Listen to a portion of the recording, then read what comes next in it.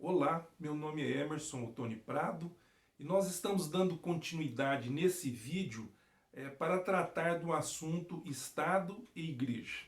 Eu coloquei nas redes sociais, especificamente no Facebook, uma publicação que dá a notícia de que o Supremo Tribunal Federal está julgando um caso que foi levado a essa Suprema Corte sobre a possibilidade ou não de se colocar os símbolos religiosos em locais públicos. Pois bem, sem entrar no mérito dessa questão, o que nós percebemos, o que eu percebi foi na relação aos comentários. Primeiro, um bom número de pessoas curtiu a publicação, mas em tom de deboche, em tom de não imaginar sobre a importância dos textos, do texto específico.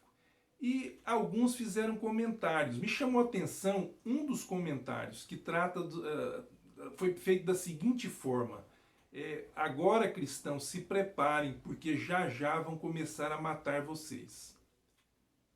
O que me veio à mente é qual a razão dessa reação a uma notícia de que o Supremo Tribunal está tratando dessa matéria.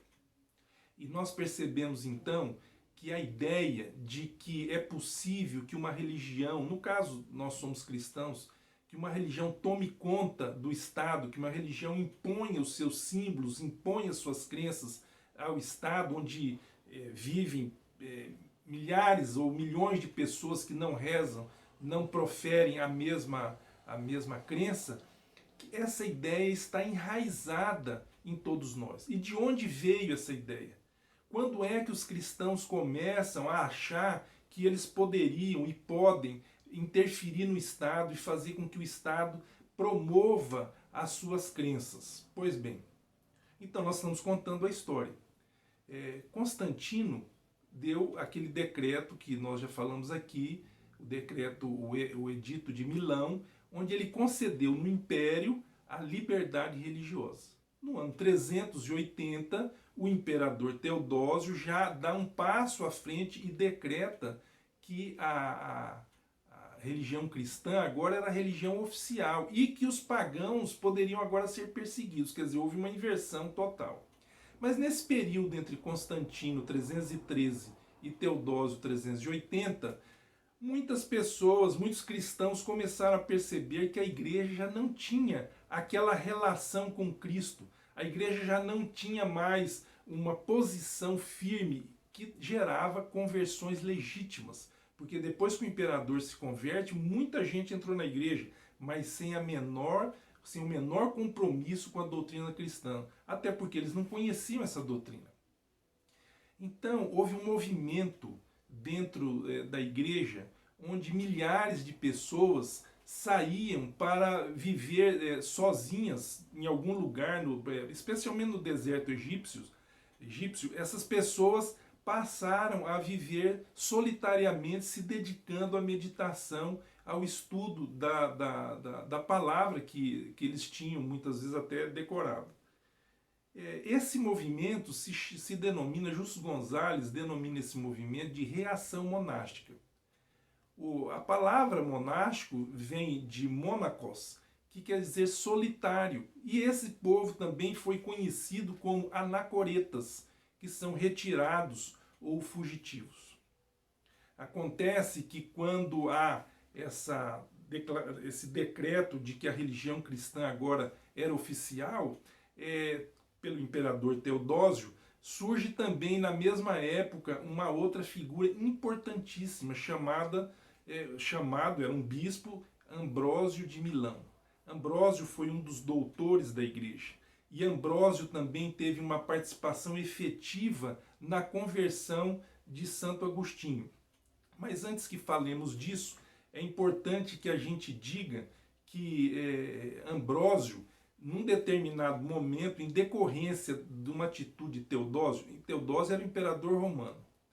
Então Teodósio ordena um massacre de pessoas em Tessalônica, que essas pessoas, na verdade, haviam cometido um crime e são mortos milhares, se diz que foram 7.000.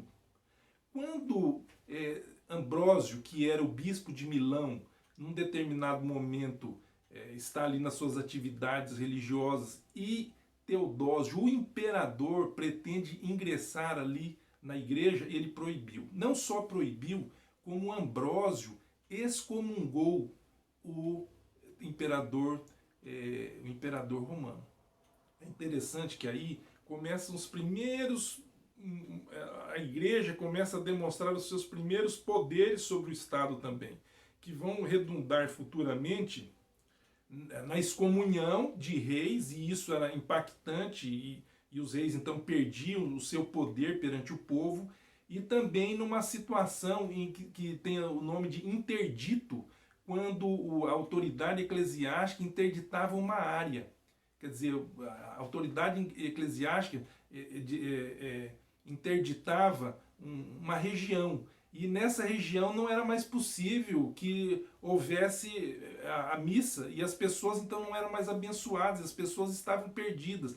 Isso foi uma forma que a igreja achou de pressionar os imperadores, as autoridades eclesiásticas. Pois bem, mas voltemos à questão de Ambrósio e Santo Agostinho. E sabe por que eu estou chamando a atenção para esse fato aqui? É porque Santo Agostinho, na verdade, ele deu a colocação teológica que autorizava essa influência da igreja no Estado ou do Estado na igreja. A ideia dele era a influência da igreja no Estado. Santo Agostinho foi um homem de Deus, eu não tenho dúvidas sobre isso. Ele foi um homem que teve uma conversão maravilhosa, sua mãe orou por ele durante longos anos, ela é conhecida no cristianismo como Santa Mônica, e Santo Agostinho foi um homem que teve uma visão teológica muito grande, a tal ponto que ele influenciou todo o restante do cristianismo até hoje. Santo Agostinho está presente nas ideias que as pessoas têm a respeito de teologia, a respeito de religião. Porém, eu quero fazer uma afirmativa aqui. Somente uma parte escrita que existe nesse mundo é inspirada por Deus. A autoridade da palavra de Deus está somente na Bíblia. Eu particularmente, não aceito que outros escritos tenham autoridade sobre as pessoas, que digam realmente a verdade, que digam realmente coisas inspiradas por Deus. E os demais autores e os teólogos, estes homens, eles são iluminados por Deus. Eles trazem uma interpretação da palavra, eles nos ajudam a compreender o que está escrito ali. Santo Agostinho, ele teve dois grandes, no meu ponto de vista, há dois grandes temas que ele colocou que são muito interessantes. O primeiro tema é sobre a questão da predestinação, da eleição incondicional. E Calvino vai refletir na sua teologia essas ideias de Santo Agostinho. Tudo bem, por que eu estou tratando desse assunto que não tem nada a ver com o momento que nós estamos falando aqui? Porque Santo Agostinho ele se torna um pouco radical nessa questão, quase negando o livre-arbítrio, porque ele está respondendo a Pelágio. Pelágio trouxe para dentro da igreja uma heresia. E por essa heresia, ele praticamente dispensa a salvação de Cristo, porque as pessoas podem realmente ter força, ter condições de se salvar pelas obras. Essa era, na verdade, eu estou resumindo aqui, a posição de Pelágio. Então, Santo Agostinho se torna, ele faz uma obra para enfrentar Pelágio. Mas não é esse o assunto aqui. O assunto nós estamos tratando da questão igreja e Estado. E Santo Agostinho, então, ele deve também uma reação, ele escreve como uma reação a um fato que ocorreu em Roma no ano 410. Os visigodos, com o seu rei Alarico, estiveram em Roma, eles fizeram uma invasão em Roma. E o que interessa aqui é que os pagãos, porque ainda havia muitos pagãos no Império Romano, não é que todo mundo se converteu ao cristianismo depois de Constantino ou com o decreto, o edito de Tessalônica, de Teodósio. O que nós temos aqui é o seguinte, os visigodos invadiram e agora os pagãos que ainda estavam habitando no Império Romano passam a acusar esse infortúnio da cidade como algo atribuído pelo abandono da religião cristã. Então, por que é que os romanos estão sofrendo essa situação? Justamente porque eles abandonaram os deuses pagãos e aceitaram Jesus Cristo. Essa é a ideia e é isso que os pagãos estão falando agora. Então, Agostinho escreve um livro que é um dos clássicos da teologia. Esse livro se chama Cidade de Deus. E no livro Cidade de Deus, Agostinho diz o seguinte: há duas cidades. Eu estou aqui resumindo, não é possível a gente fazer uma avaliação completa a respeito disso. Mas ele diz: há a cidade de Deus, uma cidade espiritual, e há uma cidade dos homens, uma cidade carnal. As duas cidades coexistem. Então, vocês entendem o que eu estou dizendo, que Agostinho disse. Eu sou de uma cidade espiritual, eu sou cristão. E o imperador é de uma cidade dos homens. Agora, como é que é possível que essa cidade dos homens seja justa?